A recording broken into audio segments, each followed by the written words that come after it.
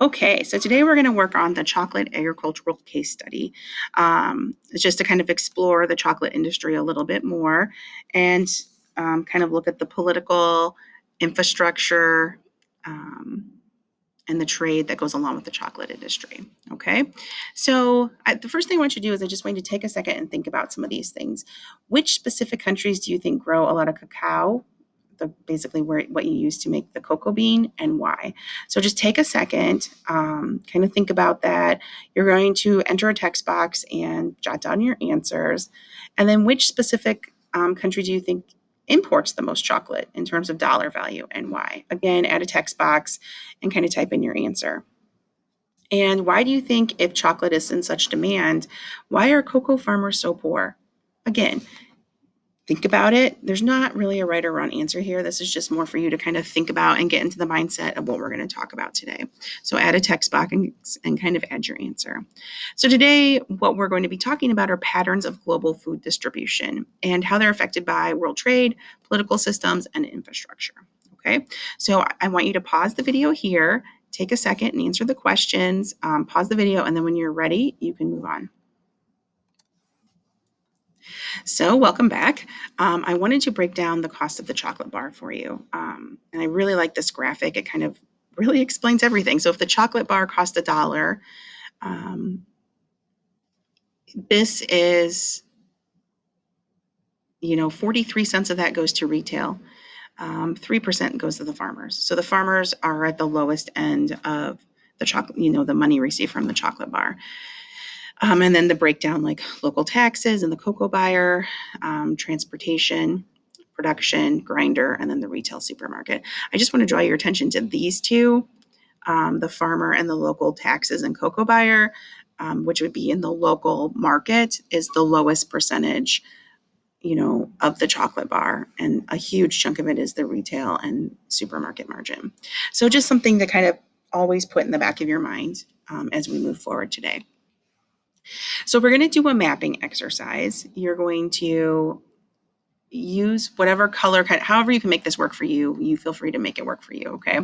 On the map, and let me just show you, the map is the next slide. So here's where you're going to kind of put everything. But on the next slide, you're going to mark the countries that lead the world in the cocoa production and consumption. So these are in descending order, the top 5. And the latest data I could find was in 2013. So here are your countries: the Cote d'Ivoire, Ghana, Indonesia, Nigeria, and Cameroon. So you're going to mark those on your map somehow. Wrong way, sorry. So how you do that is kind of up to you. You can insert, some shapes or whatever to mark it. You can insert a text box. You can do arrows. Whatever is most, you can use the scribble feature here, maybe. You can do lines. You could use scribble, so you can draw. It's kind of up to you what you do and how you do it. Just mark it as you can, okay? When you're done, so you're going to do the leading countries in production. So these are them, and then you're going to do in consumption in dollar values. So here they are again: the U.S., Germany, France, United Kingdom, and Canada. So you're going to label those too. So how you label things is kind of up to you. Just make sure it's very clear to me. So you're going to want to create a title for your map and a legend as well. So you would just insert a text box. I would just insert a text box and then make the legend, and same with the title. Okay. And then take a second to really examine your map and look at it. Okay. And then how would you describe the countries that produce cocoa beans? Okay. And then just add a text box to answer that after you've kind of examined everything. Okay. So here's your map. So when you're going to pause your video, and then when you're done, you're going to move forward into the next slide. Okay, so you should have finished your map at this point, and we're going to move forward with global trade patterns. So I want you to kind of think about the following things: climate of the cocoa production companies, or cacao. Add a text box. What climate is important for, growing the cacao, and then jot your answer down. the development status of the cacao producing countries versus the consuming countries. Let's go back to our terminology that we should be using, LDC and MDC. LDC is less developed country, MDC is more developed country. The cacao producing countries are what? Enter a text box and explain your thinking. Why are they that way? What are the consuming countries and why are they that way? What is their development status? Okay. And then finally, what other crops do you think are similar to the cacao in terms of where they are grown and who consumes them? So what other cash crops are grown in this region that are mostly consumed outside of the region? Okay, so just you may need to do just a little bit of research to find out what other cash crops are grown here. When you're done with your questions, you're going to click here. There's a CNN video. It's pretty short. It's about a minute 41 about cocoa farmers tasting chocolate for the first time.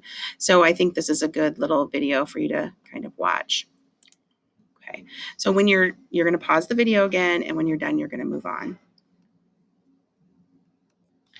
So we're going to move on now to political systems. You're going to take a second to read the NPR article. A dip in global prices creates cocoa prices for Ivory Coast farmers.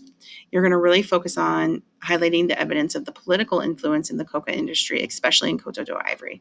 So you can click here. It's going to take you to the article from NPR. Here's the article. There is a short 3-minute kind of like podcast. If you want to listen to that, it's very, very good. So you can take a second and kind of listen and then read the article. And then you're going to come back and highlight the political influences. Again, I need details here. This is not a 1 or 2 sentence sort of answer. This is an answer that needs details. Okay. You're going to pause the video here, and then you're going to move on when you're done. Okay, so you should have finished your political influences, and now we are back to infrastructure. Again, here's the breakdown of the chocolate bar. So I want you to really think about the physical and organizational structures and facilities needed for the operation of a society or enterprise. You're going to consider the global patterns of the cocoa production and consumption. How are electricity, roads, railroads, and ports necessary for cocoa production?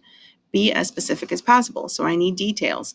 And you should have details from the video from CNN or the article you just read or the Dark Side of Chocolate, which you watched last week. So use your knowledge to write your answer here. And you're going to pause the video, and when you are done, turn it back on. Okay, our final thing for this activity is you're going to look at 4 different statements. You're going to decide whether the statements reflect the influence of politics, infrastructure, or world trade patterns on the food production and consumption. Okay, so here's your statement about the Mississippi River. You need to determine, is that a political system, is it infrastructure, or is it world trade patterns? So you're going to write your answer, and then you're going to explain why. Why is it political systems? Explain, or infrastructure or world trade patterns. Okay. Then you're going to do one on the European Union. Same thing. Which one is it? And then explain. Okay. So you have 4 total to do. Here's your last one. All right. So those are the 4 really to show me that you understand political system, infrastructure, or world trade patterns. Okay. And remember, you're going to make sure you're explaining. Okay. So you're going to pause the video here when you're done. I have one more activity for you to work on. So you're going to come back to me once the video is done. So go ahead and pause. And when you're done, come back.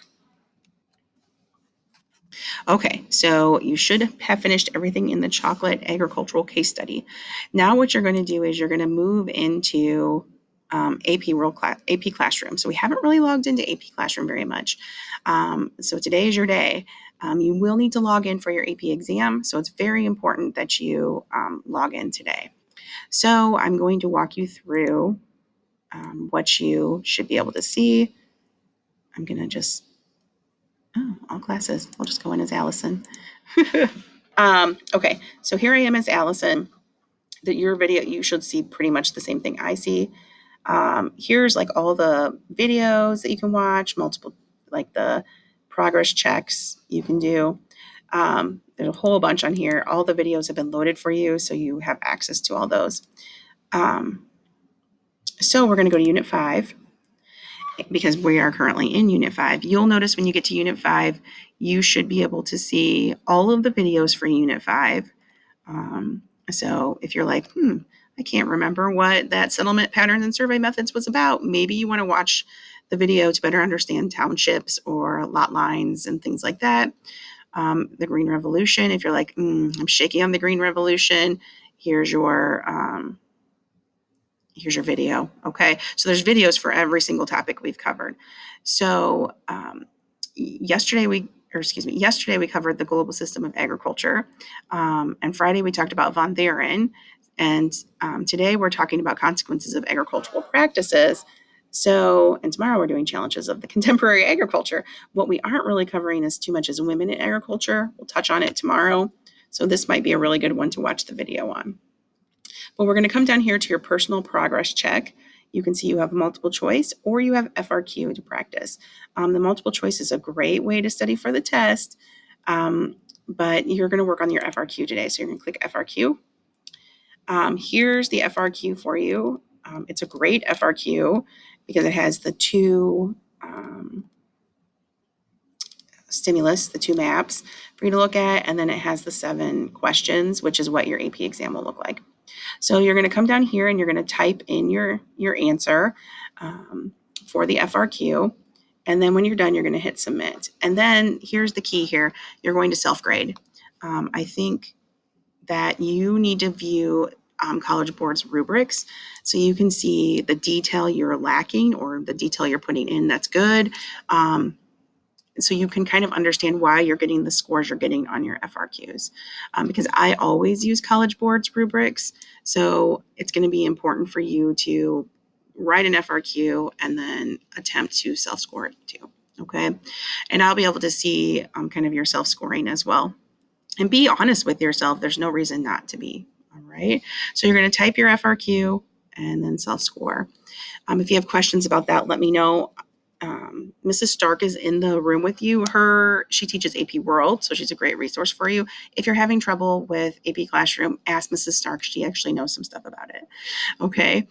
Or you can email me. I can't really help you with AP Classroom via logging in because I don't have access to your stuff. I do have the email you logged in with. Most of you used your school emails, but I don't have your password. So if you can't log in, you need to do a password recovery.